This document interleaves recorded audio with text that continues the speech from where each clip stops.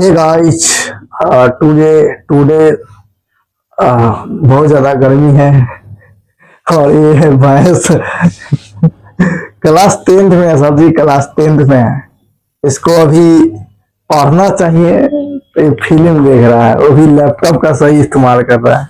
शर्म आता है ऐसे बच्चे को देखकर। एक समय था जब मैं खाते हुए पढ़ता था, बोझा ढोता था तभी पढ़ता था। उस वक्त का मेरा जुनून ही कुछ और था।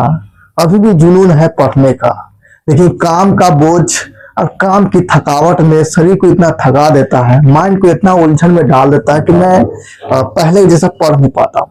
लेकिन मेरे भाई को अभी एक गोल्डन टाइम्स मिला है, गोल्डन अपॉर्चुनिटी मिला है इसे कि अभी कुछ कर दिखाने के लिए। इसे पता नहीं है, इस बेवकूफ को पता नहीं है कि क्लास 10th का टाइमिंग नहीं आने वाला है दोबारा। ये वो सीढ़ी है, ये वो सीढ़ी है जिससे हजारों मंजिलों के दरवाजे खुलेंगी। ये समझ नहीं पा रहा है, फिर लटक जाएगा, फिर से इसे अपनी मनचाही मंजिल की तरफ मनचाही दरवाजा नहीं मिलेगा तो फिर ये डिप्रेशन में जाएगा, इसको तनाव फील होगा। क्या कर सकते हैं? कुछ नहीं कर सकते हैं। मैं तो कह कर के थक चुका हूँ।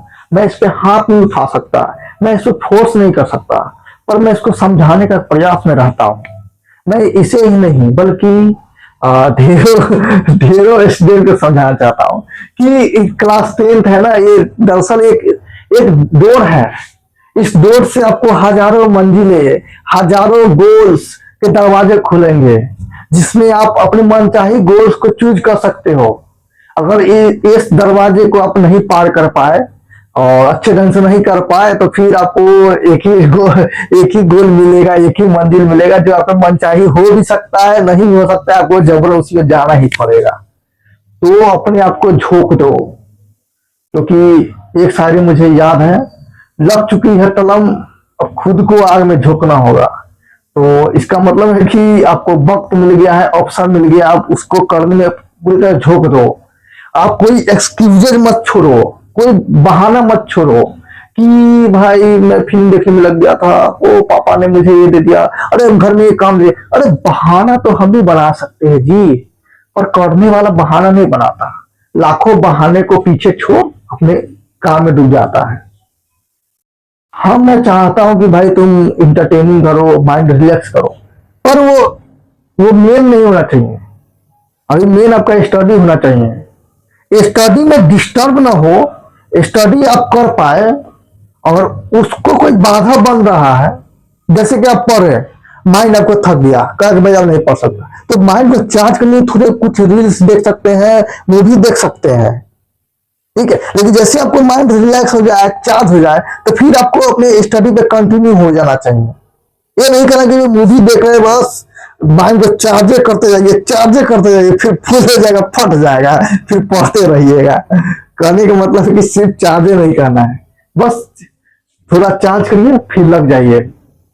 ओके, तो मेरी बातों को आपने समझ लिए हैं। दरअसल मैं ये वीडियो बनाया चाह रहा था शायरी पे, लेकिन अंदर से मोटिवेशन निकल गया। तो आपके दिल पर असर किया होगा या नहीं किया होगा, तो आप इस बात को समझिए, इस अवसर को समझिए और कुछ कर दिखाइए।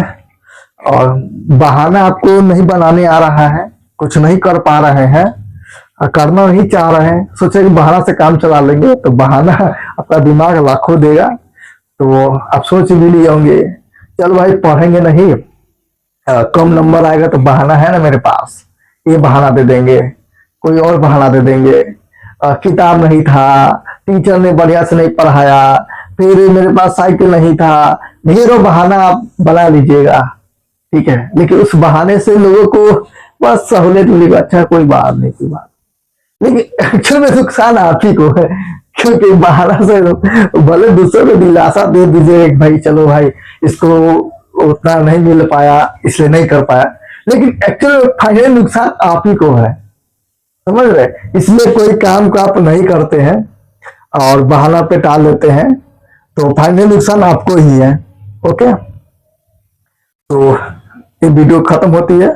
आपको कैसा लगा राय व्यक्त करें या ना करें, आपकी मर्जी, जो कुछ करे। धन्यवाद।